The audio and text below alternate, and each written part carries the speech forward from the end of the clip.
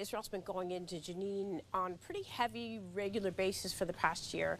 And just now, lately, the raids there, the Israel military says they've uncovered rocket-making facilities, underground facilities, harboring weapons, and operatives. So that's the West Bank. Then in Gaza, the campaign continues. The second phase went into place about a week ago, or in the past few days, and the concentrations are in the north, Shajaiya and Jabalia refugee camps, Khan Yunis. These are headquarters, operation centers of Hamas. Again, Israel's their main goal is, they say, to knock out Hamas, knock out their operations, and Islamic Jihad, if you're looking at the West Bank as well, Hamas and Islamic Jihad. Bottom line, one needs to remember in this ongoing campaign, this conflict, is that both Islamic Jihad and Hamas, in their charters, call for the destruction of the state of Israel. They call to destroy and eradicate Israel. So Israel has said that after October the 7th and the killings and the abductions that they saw, they basically were not going to allow that to happen. So that's what we're seeing is the fallout, the result of that, the follow-up. The concern now is the hostages. There are more than 100 hostages now still inside of Gaza, and in speaking with the families, what we've heard, and after hearing the testimony of the hostages who have come out, and they're talking about abuse, they're talking about rape, they're talking about neglect. We have one hostage who wasn't sick when she went in. She's now in critical condition with a heart condition she didn't have because she was starved and mistreated.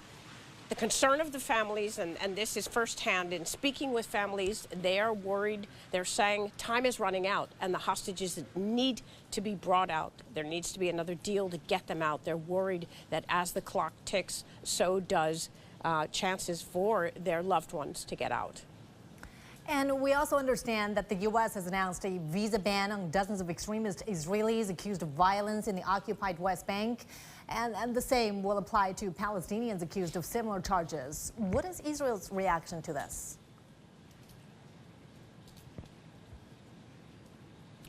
Israel hasn't necessarily reacted strongly just yet to that. That ban, the threat of the ban, that was in place, that was being talked about before the current situation. And what we're talking about is this. You have Jewish settlers. This is mainly what the focus is on. Jewish settlers who live in the West Bank, who under this cloak of war, and before what is happening in Gaza started, they go into West Bank Palestinian villages, they set them on fire, they harass people, they have killed people, saying that they have a right to the land, and they terrorize the Palestinians. Well, the U.S. has said no more, because what this threatens to do is set alight Palestinian, the situation in the West Bank, create a war there, and then you're going to have multiple fronts of warring that could spread even further.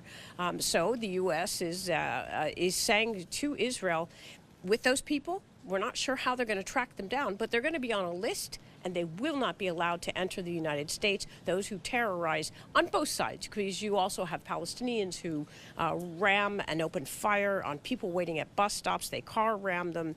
And so those are the sanctions that are going into place on the part of the U.S. Well, Stephanie Fried for us from Tel Aviv. Thanks so much for that, Stephanie. Let's also now hear from our correspondent Noor Harazian in central Gaza.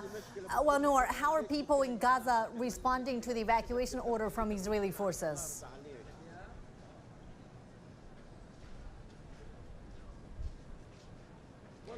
Well, yes, there is, of course, a few number of people who are evacuating, but of course the number is not as big as the first evacuation from northern Gaza to southern Gaza. The reason why is because actually people, they don't know where to go. And the places where recently the IDF ordered people to go, which is Al-Mawasi camp and Khan Yunis, or the Rafah UN camp and Rafah, those places has actually no infrastructure. It is like a desert. So there is no running water, there is no electricity, there is no food. It is actually just tents on the sand. So people for now, if they do feel that there's nowhere to go, they will stay in their homes despite any evacuation order. I mean, people here in Gaza have evacuated once and twice. For example, my family, they reside in northern Gaza. First, they evacuated to Al-Nasser Hospital. They were stranded there for a few days, and then they evacuated to Khan Yunis city. And now I am working on evacuate them to Deir al-Balah. So this is the third time, actually, my own family evacuate from a place that they were ordered to evacuate to. And the thing is, all of these evacuations orders are happening and people are fleeing their homes while the Gaza Strip is under heavy Israeli bombardment strikes everywhere in northern Gaza, in Khan Yunis, in Middle Gaza, in Rafah. Well, as these evacuations, or exodus if you like, unfolds, authorities have also reported critically low medical supplies in Gaza. Tell us about the latest situation. What's it like at Al-Aqsa Hospital where you are?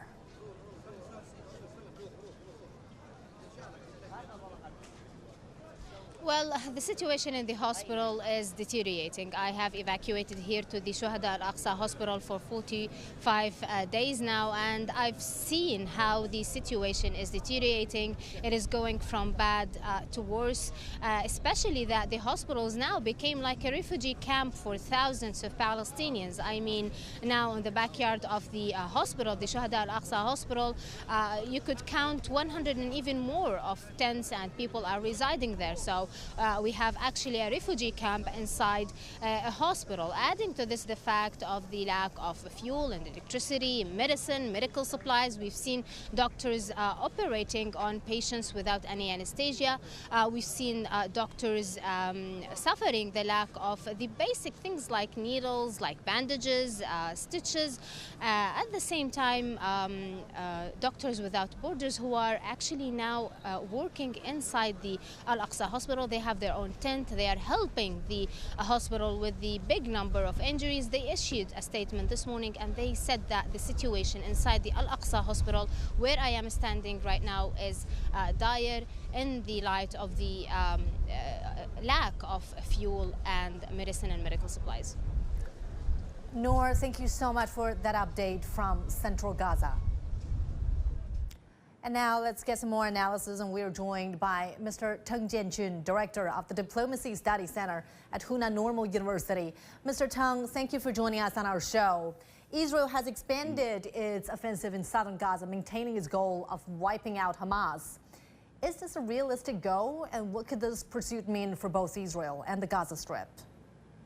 Yeah, you're right. I think the military continued its operation in the southern part of Gaza Strip. This is actually the objective for Israel, to completely eliminate the Hamas militant in that area. So the military will continue their operation, and I don't think the Israel can make it in this regard, because you can kill the Hamas militants, but you cannot completely destroy the mentality to resist the occupation or the principles or the orders from Israel in this region. This is actually an issue of land, of the dispute in religions. So I think this is actually a very complicated issue for all the parties concerned. I don't think the Israeli government or the Israeli military can, finally realize its target. That is to say, to completely eliminate, wipe up the militants in this region from Hamas. And diplomacy is ongoing to try to, have another round of truce. And Chinese Foreign Minister Wang Yi has spoken to U.S. Secretary of State Antony Blinken about the conflict and urged all efforts to be made towards a de-escalation. Can the United States sway Israel as its military offensive in Gaza intensifies? Yeah, this is actually a dilemma for Biden's administration. On one side, the Biden administration does not like to see the escalation of the conflict in this region, because the United States cannot afford such a price to open a new front in the Middle East, because the engagement in Ukraine, in Europe, and also the so-called Asia-Pacific region strategic competition initiated by the United States. So I don't think on one side, the Biden administration would like to escalate such operation by Israel. But on the other side, the domestic politics also gave very important impact on the decision of Biden administration for the presidential election coming next year. Will give Biden administration more and more complicated choices for the for the issue. So I think at this moment the United States can do something, but the United States actually has been in a dilemma because of its policy, because of Biden administration's consideration on the domestic issues for the presidential election. Mr. Teng Jianjun, thank you so much for sharing with us your insights into this. Appreciate it. The Kremlin said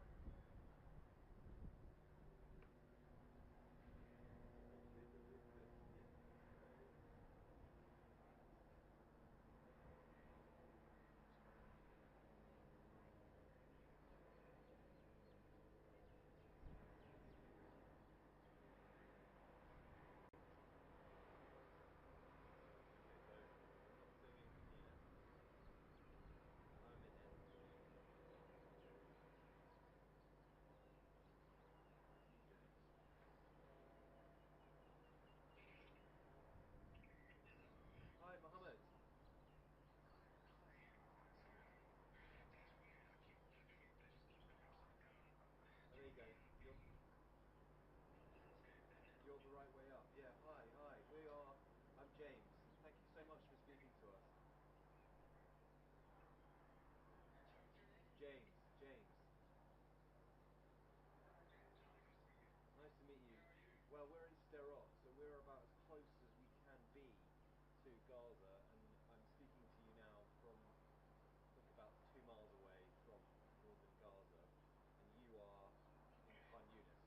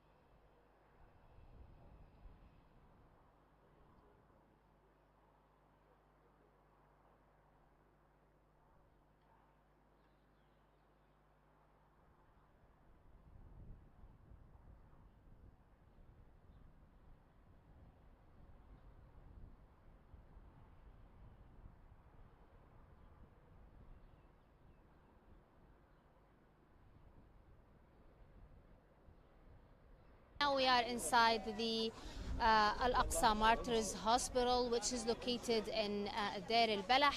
This hospital actually became like a camp, a refugee camp for thousands of Palestinian refugees. Here behind me you can see the front yard of the hospital, and it is empty for one reason, just to allow ambulances to enter to the hospital and deliver the injuries. However, back there you can see the tents of the refugees, the displaced people who came from northern Gaza and from other areas around the Gaza Strip to take shelter inside the hospital, because they actually do believe that hospitals in Gaza might be the safest place, especially in the light of Israeli attacks on UN schools. However, hospitals are not actually that safe in Gaza. We have been reporting the Israeli attacks on Ashifa Hospital, Kamal Adwan Hospital, Al-Rantisi Hospital, and in the latest news just today, the Israeli forces are actually besieging Al-Awda Hospital, which is located in northern Gaza. Doctors inside the hospital spoke to us about more than 100 patients inside the hospital under the heavy Israeli shelling. However, the Israeli forces are surrounding this and attacking the cells. At the same time, this time Kamal is also located in and only hospital that is acting and Jalia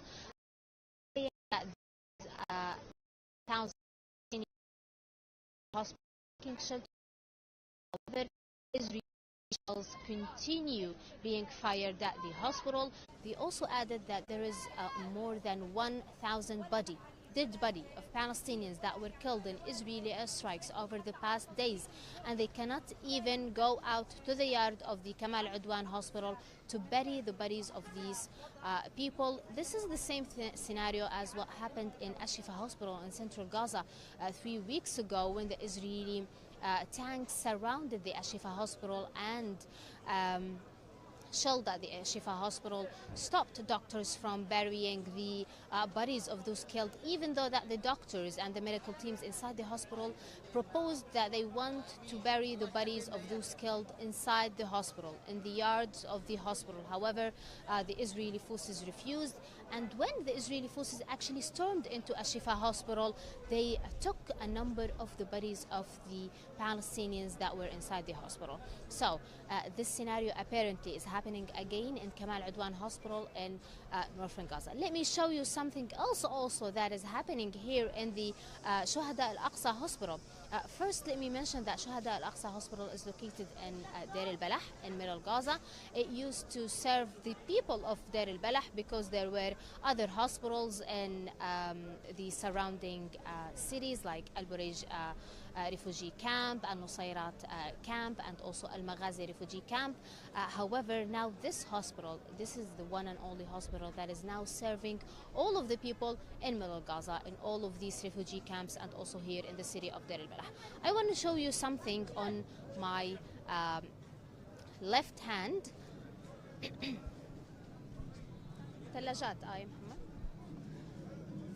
These cars. These cars are actually ice cream trucks. They are used in the normal day to preserve the ice cream, sell ice cream around neighborhoods. They usually have this songs and music calling kids to come and buy ice cream.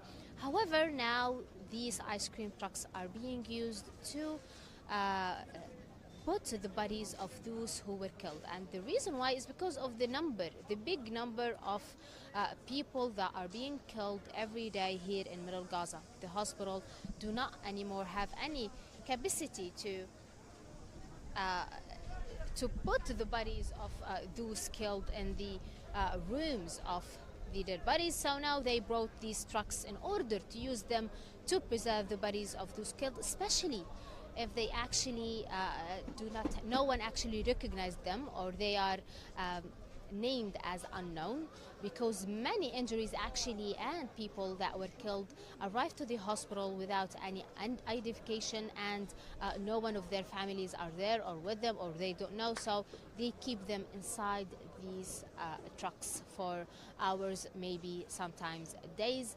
And if no one actually came to recognize the body, they do this mass grave funeral. They take all of the bodies at once and they go to bury them in a mass grave. And this actually happened a few times here inside the Shuhada Al-Aqsa hospital. This is regarding the hospital here where I am. Let us talk a little bit about the evacuation order here in Gaza. Over the past weeks, the IDF, the Israeli military, asked the Palestinians to evacuate from northern Gaza to southern Gaza. Of course, we're talking about a big number. According to the UN, now in southern Gaza, there is more than 1.5 million people sheltering here, living here in southern Gaza.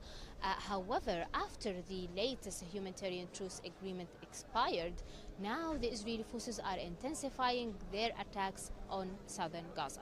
The Israeli drones are throwing leaflets on people residing in southern Gaza, asking them to evacuate. However, there is actually nowhere to go. People are confused, people are scared, they don't know where to go, they don't know what to do.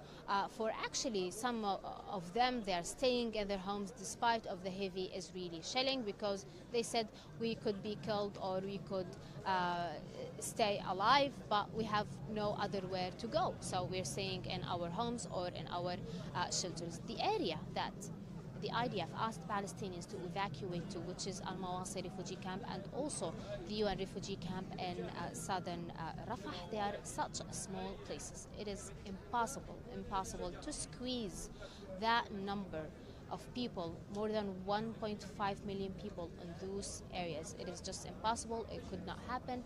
Adding the fact that those places are like deserts. There is no infrastructure there. There is no running water, there is no electricity, there is no bathrooms, there is no food, there is nothing for the people to go there and actually live there or evacuate there. Taking this news to a personal story, for example, my family, they reside in northern Gaza. In the first weeks of the evacuation order, they evacuated from their home to Al-Nasr hospital, which is close to my family home. They stayed there for 1 week. Then the Israeli land incursion happened, and they were actually stuck inside the hospital under heavy Israeli shells. It took us days of calling for the UN, the ICRC, just to manage to evacuate the people who were taking shelter inside the Al-Nasr hospital, including my family, my parents, my father and mother. And then they evacuated to Khan Yunis city, which is located in southern Gaza. Right now, I am working on evacuating my family again from Khan Yunis to here to Deir al-Balah city in middle Gaza. So they are technically, they have evacuated for 3 times, and they are evacuating from a place that they were ordered to evacuate. So this is how confusing the situation here in Gaza. And all of this is happening while the Gaza Strip is under heavy Israeli bombing, heavy Israeli strikes and shelling actually everywhere around the Gaza Strip, in northern Gaza, in middle Gaza, and also in southern Gaza. Talking about the latest from northern Gaza, paramedics and doctors who are still there, they are talking about a big number of people. Dozens, if not hundreds of people that are still stuck under the rubble of their homes that were destroyed over the past 24 hours by Israeli strikes in different parts in northern Gaza, in Shaja'iyya or in Jabalia refugee camp. They are also talking about a big number of people that are thrown on the roads, in the streets. There is no ambulances that can go there because of the Israeli snipers and the Israeli forces taking control of most of the neighborhoods in eastern Gaza. So yes, we are talking about a big number of injuries and people killed in northern Gaza. And unfortunately, because there is no actually media company operating there. We're getting our news from activists, from eyewitnesses, from doctors. No organizations are actually operating in northern Gaza, not even the UN. So these people are standard there. We're talking about more than 400,000 people that are still residing inside northern Gaza. They have no food, no access to water. They are taking shelter, most of them are taking shelter inside the hospitals with no fuel, with no medicine, medical supplies. So it is just a catastrophe there in northern Gaza. And unfortunately, people on the ground do feel that what is happening in northern Gaza will happen again here in southern Gaza, specifically in the city of Khan Yunis.